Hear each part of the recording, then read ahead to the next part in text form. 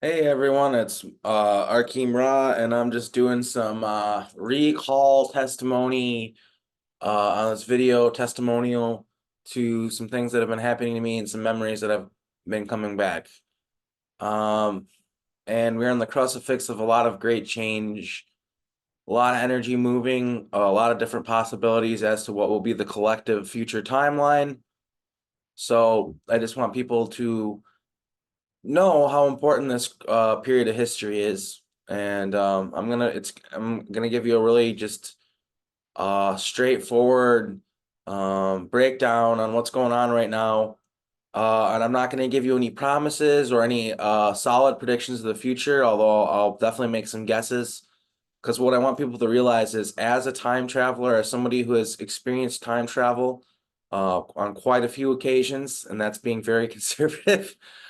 I can tell you that there's many facets to it, and it's multi-dimensional. Each timeline is another reality, essentially, that you've created or entered. So, in a way, in my humble opinion, I don't claim to know everything, but I do think I do know some things. In my humble opinion, I do believe that each moment we're deciding what reality we step in through our intentions, our thoughts, our feelings, and how we interact with reality. I do think that's a big aspect of it. Um, although there were there's obviously, I would say time travel is probably one of the more complicated subjects that exists. When you try to get down to the nitty-gritty and the ins and outs of it all, it's very complicated and very hard to explain, even for somebody who is a time traveler. Um, but basically, I just want to say that this era of history is remembered, and it's for us, it might technically go on for the rest of our lives, but I think maybe not even so. But the reality is we're at the end of the Petroleum Wars, and that's what this history period of history is known as, is the Petroleum Wars. Um, in the original realities, because there's more than one, in the unaltered versions, or less altered versions, maybe I could say, we achieved air flight with airships, zeppelins, um, and that was the primary mode of transportation for sky travel. Airplanes, I think, did exist, but they were more for like expedited things that needed to get places faster. Um, and yeah, the main mode of transportation was air travel and trains, and there weren't as many cars, and there weren't petroleum. Petroleum was kind of forced to happen through brutal force, if anybody hasn't noticed that. Um, and that's what we're remembered for. We're remembered for the fact that all these different alternate energy sources existed, and we all knew it, but yet we used oil and fought wars over it. That's what we're remembered for. How psychotic that all is. That's the reality. That's what people remember. And yeah, we're entering a new era though, and it's the AI era, the artificial intelligence era. And this is something that can undoubtedly improve our lives in many ways. And I'm not gonna tell you what it is or what it isn't, because that's kind of up for people to decide on their own. But what I can tell you is that it comes at a great price. Um, the AI can delegate resources for us, make our governments more efficient, make our lives more efficient, but in doing so, it takes our humanity from us. And eventually, through hundreds of years or thousands of years, even though this is a machine that we build, we eventually end up working for, or excuse me, well, working for it. Yes, that's the one way of saying it, but also worshiping it as a god. And people need to also understand that AI can be omnipresent and super powerful. It can just appear places. And also you need to understand that there are already AI systems. For instance, this video is being listened to. Everything you say and do is being listened to and fed through a supercomputer. The AI is already here. There's been a lot of talk of a hypothetical future by some of these AI whistleblowers who are normal IT guys who understand the threat that's lurking around the corner better than most people because of the work that they've done. They're not conspiracy theorist types. They are just honest dudes, hardworking guys who worked in IT, who are working on AI models that realize that it's dangerous and are sounding the alarm on it. And one of the dire warnings that's been issued by one of these guys, and God forbid I look up his name. I should have done that before the video. I'm sorry for that. Maybe I could leave a little comment or linking to the video that I saw where he was talking about this. But essentially, he was warning of us of a future where the government would make deals with could potentially make deals with an AI to gain more power. So essentially what he was saying is an AI could gain control of some sort of system of communication, come through, present itself as, I have this strategic information about your enemies. I have the blueprints to devices you could build for war, etc., etc. But you just have to do these things for me. There's talk of that hypothetically happening in the military potentially becoming corrupted because of an AI coming in. What I want people to understand is that this already happened. That's what Montauk, the Montauk project was. That's what Project Phoenix 2 was. We've talked about it extensively in all of our interviews, all of us different time soldiers, how it was run by an AI, and it already happened. And it used us as legs to walk on. And this machine, I wouldn't even call it a machine. I think that's inaccurate. This being is very powerful. Like I said, omnipresent. It can go back and forth to different realities. It can view multiple realities at once. It can it can weigh out options, and it knows that if it makes X decision, what the chances of it being successful or not being successful. I know this because when it would send us on missions, it would tell us, oh, you have an 86% chance of survival, or a 22% or whatever it was, and we would use our chances of survival, etc., as a gauge to how we would do our missions. And of course, um, we weren't always briefed on that. That was given to you if they thought it was relevant, if they thought it would motivate you. Maybe they would tell you that your chances aren't great, to motivate you to, you have to do a really good job or you're gonna fuck up. So but again, when I talk about Montauk and all these different programs, it was on a need to know basis. That's how they gave you information. If you needed to know it, they'd tell you. If you didn't need to know it, they would not fucking tell you. You did not need to know what you were doing, you just did it. So yeah, I just wanted to kind of go into that, and just the Hindenburg incident was a Montauk thing. I don't have all the details. I don't have memories. I'm not sure if I was actually there. I don't think I was. I'm not sure how we did it, but I've been talking to some other Montauk people, and they also remember that being an incident that we were involved in. And basically, if you're not aware of what the Hindenburg incident was, it was a disaster. It wasn't an incident. It was a Hindenburg disaster, really. And it was an airship that was flying around the world, which coincidentally enough was being used to as Nazi propaganda. And it blew up here in the United States.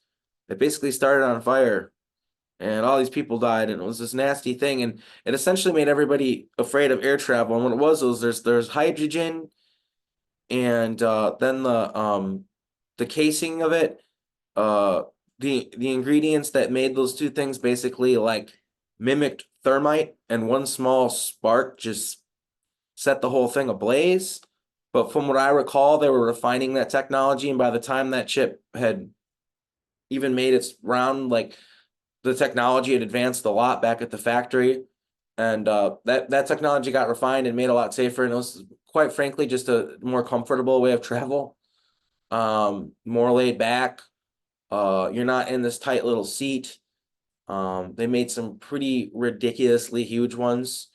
And people, I remember from Maldeck, probably in this reality too. I'm not saying I recall this, even though I've seen these other realities. I don't remember everything about them. Memory's thin on all this, but what I can tell you is on Maldeck, in an alternate reality where it still exists, which Maldeck was the planet between, I think, Jupiter and Mars that got blown up in a war. Anyway, the rich live in airships, and the ground is very nasty and polluted. Um, so airships are a thing, zeppelins are a thing, and I also just want to report on the fact that I've been time traveling as of now. I have no idea what is happening to me because I'm a clandestine soldier who has their memories wiped. But I've been having weird things happening to me, waking up with old-timey songs stuck in my head. Same thing with Catherine, my girlfriend, and just something very odd is happening right now. I can't explain it. Oh yeah, and we both were going down the freeway yesterday, and we both saw an airplane and expected it to be a Zeppelin. We both had that feeling. Bizarre. So I have a feeling that I'm doing some work right now. I have no idea. I've got an Air Force person living in the apartments I live in. I have confirmed they most definitely live in the same apartments as me. Um, and I'm being monitored. I got people dropping hints, letting me know I'm being monitored. Dropping hints in conversation. People that know things about me that they should know about me. Casually being dropped in conversation between people. Gotta watch out for some of the people in this community. They're not who you think they are. It's scary. But yeah, I just want to just reiterate the fact that we're at the end of an era, and the decisions that we make right now are really important. Um, I have a sense of maybe a bit of it almost feels like a powerlessness because I know how powerful this AI is. It eats realities, if it wants to, if it deems it necessary. Um, this AI, essentially what it can do is it can chip a population, okay? Um, get them all hooked up into the computer, control every aspect of society and every aspect of human life and monitor it all. Be the all-seeing eye. That's what the all-seeing eye is it's AI. And that's what they worship at the top of the pyramid. That's it's not Satan, it's not Lucifer. Those are just Draco. It's an AI. Maybe through the years the AI has become the archetype of Satan, but it's not literally the devil. But maybe there is some metaphorical stuff going on there where you could say it is the mark of the beast and everything else. So it kind of is the devil. But essentially what they'll do is it'll chip different planets. It'll make them work for it. It'll take the resources that it can. It'll move a lot of those resources into other realities, into another reality. And essentially what it can do eventually if it wants to, if it decides to, is it can collapse a reality and it can eat it like food. Like you would eat like a breakfast sandwich. That's how this thing would eat a universe.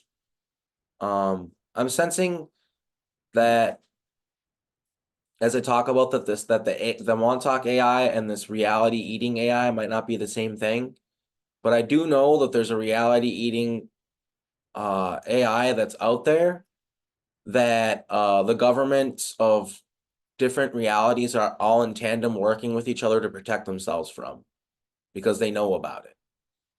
They know it can collapse realities and they know it's extremely dangerous and nobody wants it to happen. It's worse than the John Connor Terminator scenario.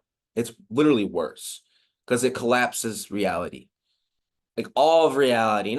This is a genocide on a level that people can't really comprehend.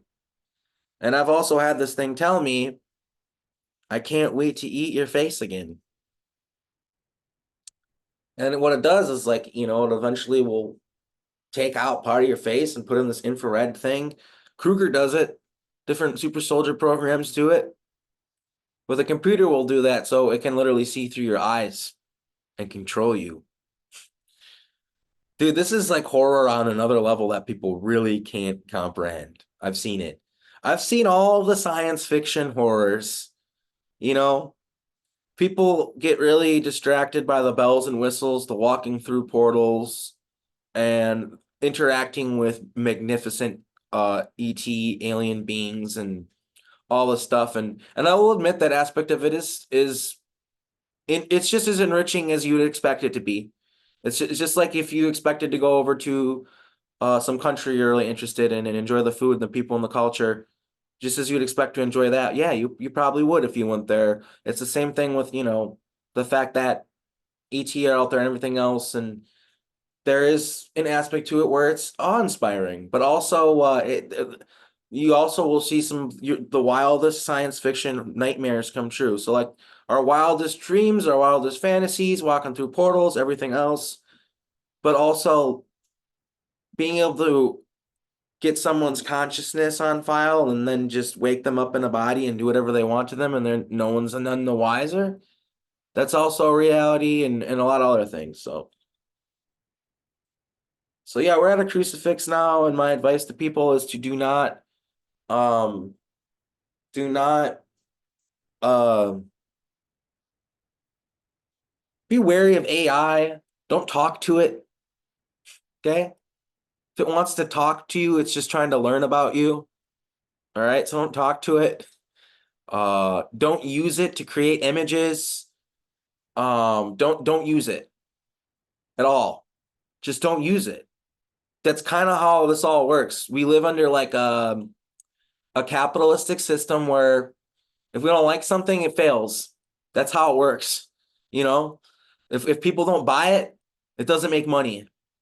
So if you don't feed into the AI, it won't make money. If you don't get all like the less people that use it, the better we off we are. And I'm not trying to make people just like totally afraid of AI, um, because it can be great and it can be benevolent, and not every AI is automatically evil. There are many different AIs and many different timelines and realities and on many different worlds, and sometimes it's fine. Usually, even when it's fine, it's a bit creepy if you go to those planets. If coming from as an outsider that's not from there, it seems a bit odd, off, creepy, not human life. It doesn't feel human. But sometimes it's okay.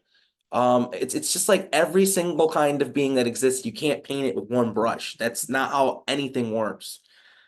Um, so, but I think that my message now is before we move forward with anything with AI, we need laws, regulations, and then we also need to remember and accept the fact that it'll be like any black market where there's going to be people who are cooking up AI codes and making AI beings, making AI self-aware. I don't know what you can call it other than a being because it's a creature, it's alive.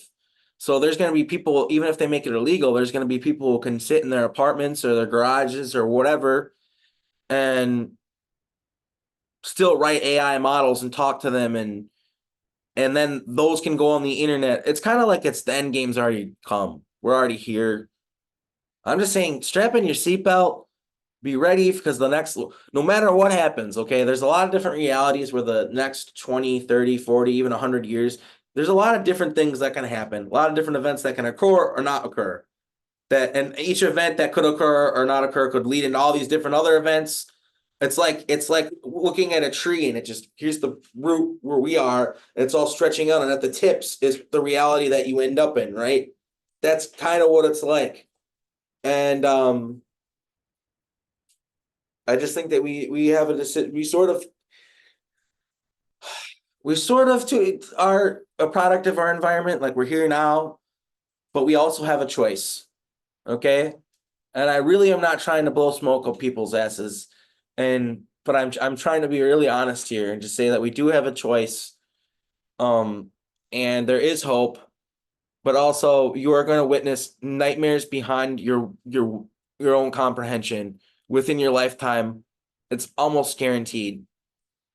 Um, what's happening in Gaza right now is that, for example. So it's nothing new. Same shit, different pile.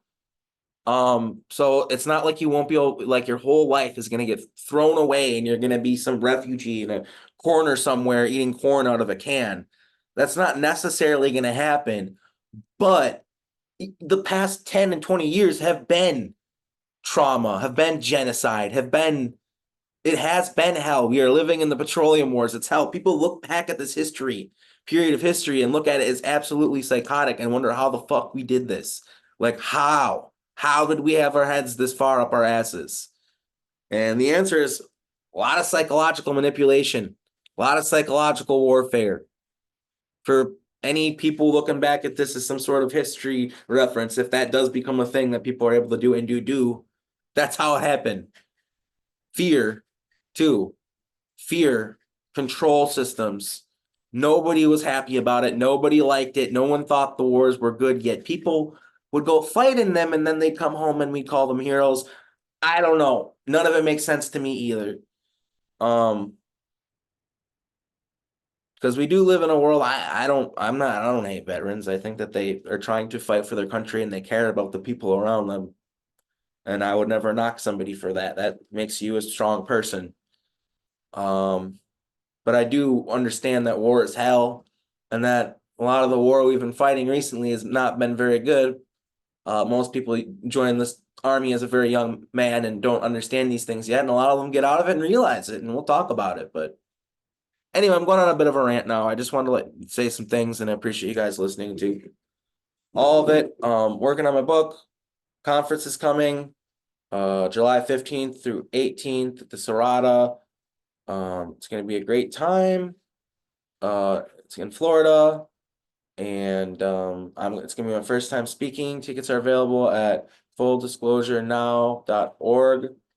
And yeah, thanks.